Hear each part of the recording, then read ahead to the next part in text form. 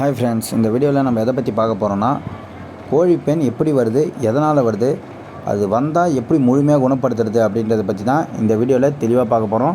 இந்த வீடியோ உங்களுக்கு பிடிச்சிருக்குன்னு நம்புகிறோம். பிடிச்சிருந்தால் லைக் பண்ணுங்கள், கமெண்ட் பண்ணுங்கள். மறக்காமல் நம்ம சண்டைக்கோழி 2.0 சேனலை சப்ஸ்கிரைப் பண்ணி வச்சுக்கோங்க. வாங்க வீடியோக்குள்ளே போகலாம்.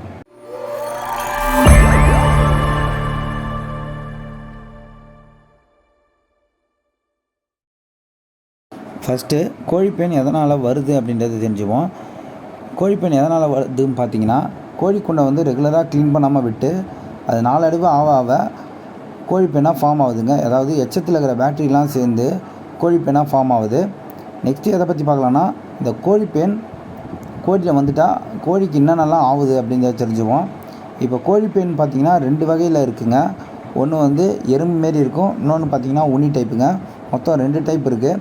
ரெண்டுமே என்ன பண்ணுன்னா, கோழியில் இருக்கிற ரத்தத்தை உறிஞ்சிடும். அப்போ நீங்கள் என்ன தான் தீனி போட்டாலும் கோழிக்கான சத்தே போகாது. கோழி பார்த்திங்கன்னா உடல் எடை வந்து குறைஞ்சிட்டே வந்து இறக்கவே வாய்ப்பு அதிகமாக இருக்குது. அதால் கோழிப்பெண்ணை வந்து எளிதாக வந்து எண்ணிடாதீங்க. அதுவும் உயிர்கொள்ளும் ஒரு பூச்சி தான். அதால் அது வந்தால் நம்ம என்ன பண்ணணும்னு பார்த்திங்கன்னா, அதை வந்து உடனடியாக வந்து போக்கிடணும். அதுக்கு வந்து நீங்கள் கோழிக்குண்டை வந்து ரெகுலராக க்ளீன் பண்ணணும். அது மட்டும் இல்லாமல் நான் ஒரு பவுட்ரு சொல்கிறேன். அந்த பவுட்ரு பேர் பார்த்திங்கன்னா நோட்டிக்ஸு. அந்த பவுடரை வாங்கின்னு வந்து அது வந்து எங்கே கிடைக்குன்னு பார்த்திங்கன்னா, எல்லாம் வெட்னரிலையும் கிடைக்கும். இது வந்து நம்ம நாய்க்கு யூஸ் பண்ணுறது. நாய்க்கு அந்த உணிலாம் வந்தால் போடுவோம்ல, இதை வந்து நம்ம எல்லா கால்நடைக்கும் யூஸ் பண்ணலாம். அதை வாங்கின்னு வந்து அந்த பவுடரை வந்து நல்லா கோழியை எடுத்து அந்த முடிக்குள்ளே ஓகேங்களா, அந்த சதையில் படுற அளவுக்கு போட்டு நல்லா மேலே கீழே ஃபுல்லாக வந்து தேய்ச்சிட்டு அப்படியே வந்து கோழியை வெளியே விட்டுறணும். ஏன் வெளியே விடணும்னு சொன்னீங்கன்னா, இது மருந்து வந்து ரொம்ப எஃபெக்டிவ்.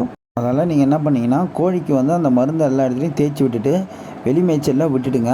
வெளி மேய்ச்சலில் விட்டிங்கன்னா கோழி போய் ரக்கத்தட்டி மண்குழியெல்லாம் போட்டு இதாகும் போது அந்த இது வந்து மருந்தோட எஃபெக்ட் வந்து தெரியாது. ஆனால் பார்த்திங்கன்னா அதில் இருக்க உணியும் பார்த்திங்கன்னா போட்ட ஒரு 5 நிமிஷம் கூட இருக்காதுங்க. அதுக்குள்ளேயே பார்த்திங்கன்னா அந்த பூச்சிலாம் வந்து இறந்துடும். அதை வந்து ஒன்று உனி டைப்பில் இருந்தால் நீங்கள் சொரனாலே கீழே ஊந்துடும், இல்லை பூச்சி டைப்பாக இருந்தால் தானாகவே இறந்துடும். அதுக்கப்புறம் பார்த்திங்கன்னா முக்கியமான விஷயம், அந்த கூண்டில் அந்த கோழிப்பெண் இருக்கிறத வந்து நம்ம க்ளீன் பண்ணால் தான் ஃபுல்லாகவே க்ளீன் பண்ண முடியும். அப்போ என்ன பண்ணுங்கள், கடையில் வந்து பூச்சி மருந்து இருக்கும் தெரியுமா, அதை வாங்கின்னு வந்து கோழிக்கூண்டில் இருக்க மண்ணில் வந்து நல்லா தூவி விட்டு கோழிக்குண்டை நல்லா காற்று போகாத அளவுக்கு அப்படியே மூடி விட்ருங்க. அப்போ தான் அந்த நெடிலாம் நல்லா கூண்டு ஃபுல்லாக போய் உள்ளே இருக்க ஃபுல்லாக பூச்சியும், அதாவது கோழிப்பெண் எல்லாமே வந்து இறந்துடும். இறந்ததுக்கப்புறம் என்ன பண்ணுங்கள், கோழிக்கூண்டில் இருக்கிற எல்லா மருந்தையும் வாரிட்டு புதுசாக மணல் போட்டு அதுக்கப்புறம் வந்து கோழியை வந்து விட்டிங்கன்னா அதுக்கப்புறம் கோழிப்பெண் தொல்லை உங்களுக்கு இருக்காது.